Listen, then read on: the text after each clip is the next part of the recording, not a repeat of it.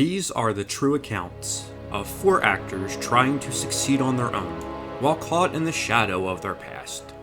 The Seinfeld Curse Files.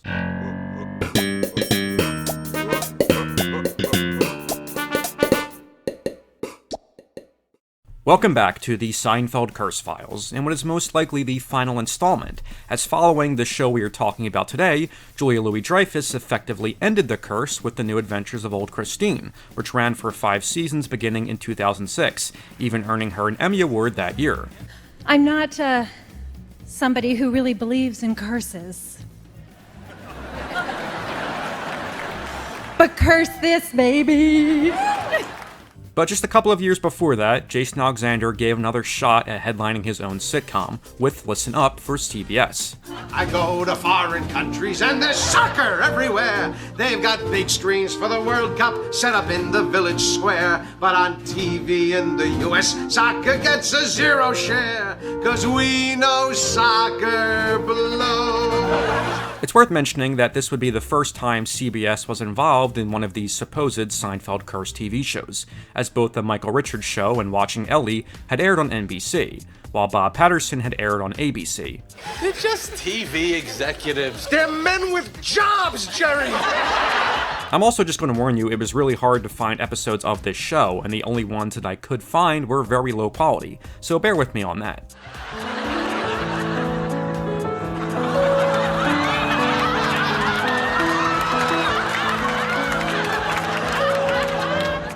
Now, Bob Patterson was a well-intentioned show that the network simply did not give time to find its audience, canceling it swiftly after just 5 episodes. Serenity now! It was an admirable attempt, though, in that Jason Alexander fully admitted that the show was conceived as a way to play a character like George, while still giving him room to try new things as an actor.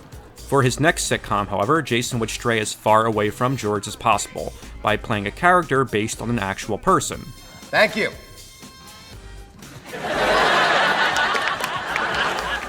The structure of the show would also be far different from Bob Patterson as well, though I swear the theme songs between these two shows are strangely similar.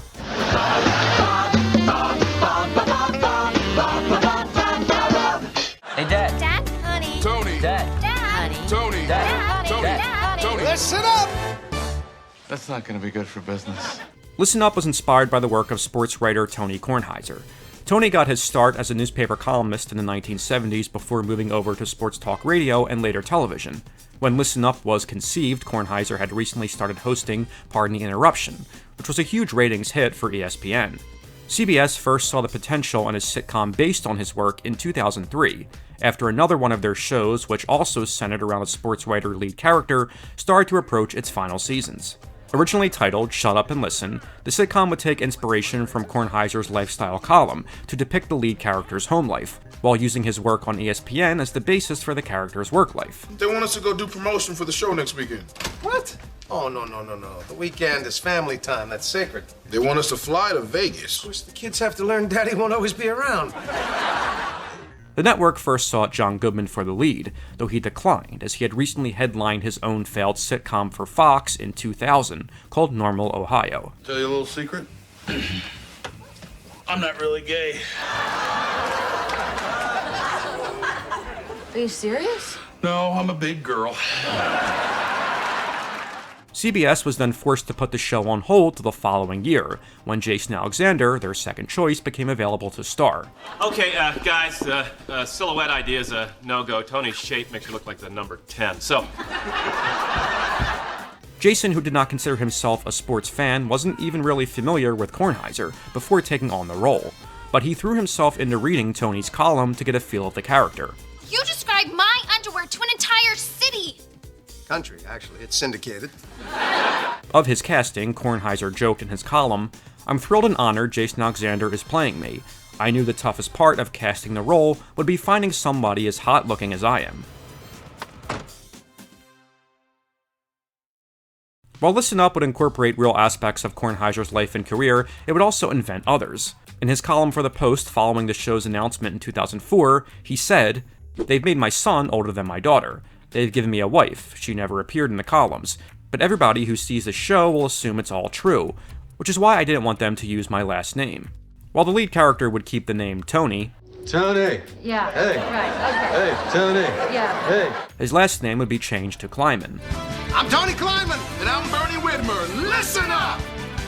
The show would also transplant him from Washington, D.C. to Philadelphia, which they really committed to during the exterior filming in some episodes marked by those famous Philly palm trees. The show was developed by former NBC executive and personal friend of Kornheiser's Lindy DeKoven, while Jeff Martin of The Simpsons fame would serve as showrunner. Tony would be credited as a consultant on the show, but his involvement ended there, though the writers occasionally included material from his column in the show. Hey, Dad, can I drive to Megan's soccer game? I got enough points on my driving test to get a learner's permit. Enough points?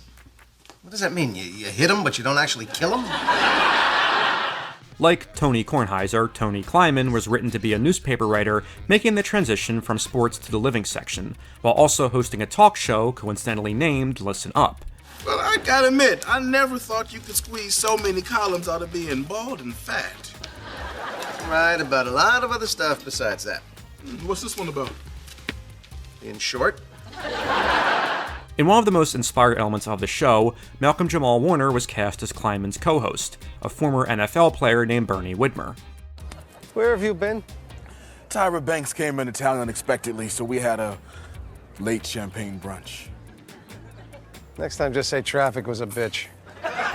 While the two were friends, they were also shown to be somewhat rivals, and the scenes between their characters are honestly the best on the show. for your information, I could have handled the painter guy. You know, I doubt it, Tony, because you would have had to put that sandwich down. Oh, really? So I'm fat, am I? Don't ask me, ask your poor little belt. The two actors, each aided by their decades spent acting on television, found a great chemistry that really carried the sitcom. You can write it down, sign it, and mail it to yourself. The hell does that mean? Isn't that an expression? No. You sure? Yes. No doubt? No. You're positive? Yes. I just wish the show had focused more on their friendship instead of the scenes of Tony at home with his wife and two kids, as these scenes feel so generic and like other sitcoms. Ow. Stand up to him. Be a man. Ow. Megan! Megan! Stop hitting your brother! I wasn't talking to you. You're talking about me! The first few episodes all followed a similar structure. We get scenes of Tony at home, then Tony at work, then at home again, and then back at work, usually bookended by scenes of him writing his column in voiceover narration. Because before I know it, she'll be grown up, and I will be proudly walking her down the aisle. This guy sounds just like me. Risk. We must first define This is horrible. Risk is existed virtually. Stop it! Shut up! Eventually, the show started experimenting with a looser format, combining the characters from Tony's work life and home life, and that's when it really starts to feel like the show is finding its own voice. There's actually a pretty good episode mid-season where Bernie comes over for Thanksgiving, and Tony accidentally makes a $20,000 bet on a football game. 20 doesn't mean 20.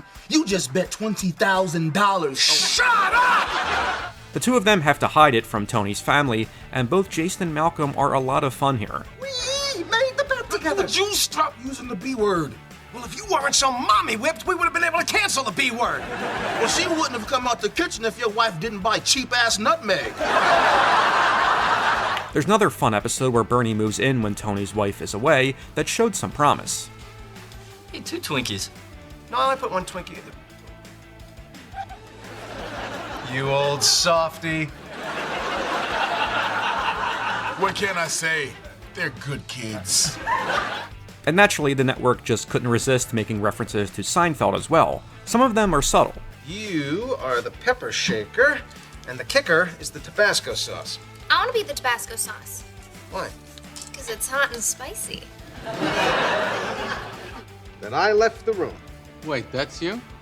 I think the M&M should be you. Others, not so much. Tony Kleiman. Boy, you look familiar. Have we met somewhere? I can't imagine where. There are also a few scenes and situations where you can sense a little bit of George Costanza start to come through in Tony Kleiman. Megan Elizabeth, you get down here this second. Or what? Or... Oh, dear sweet God. If I get through this day, I promise to never try on a bathing suit without wearing underwear again. But overall, I give Jason Alexander a lot of credit for trying something new with his performance here.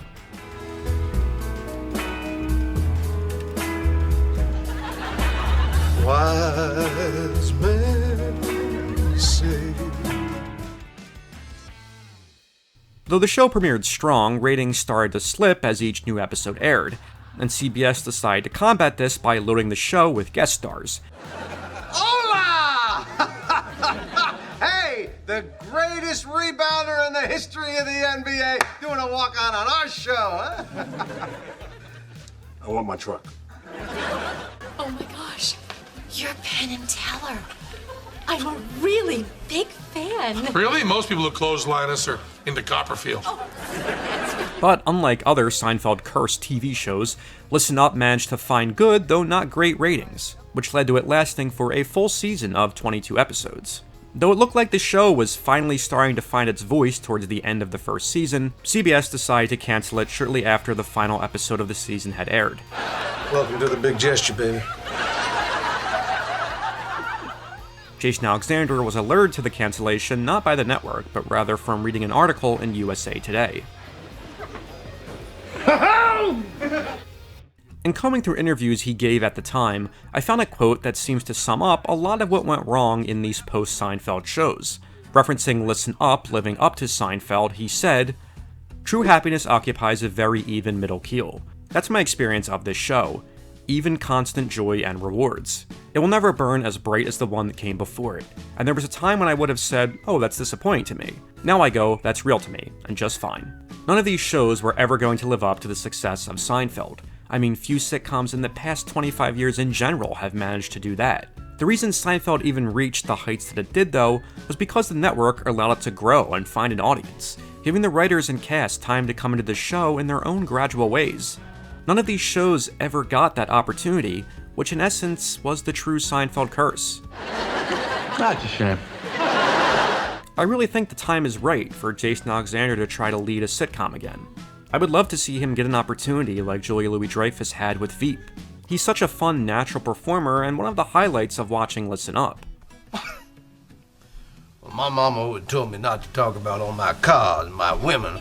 I don't know if I'm a player or a well-brought-up young man. I guess I'm both.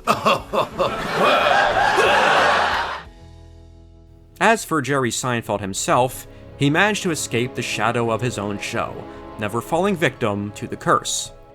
Well, as far as a sitcom goes. Now I'm ready for some acting.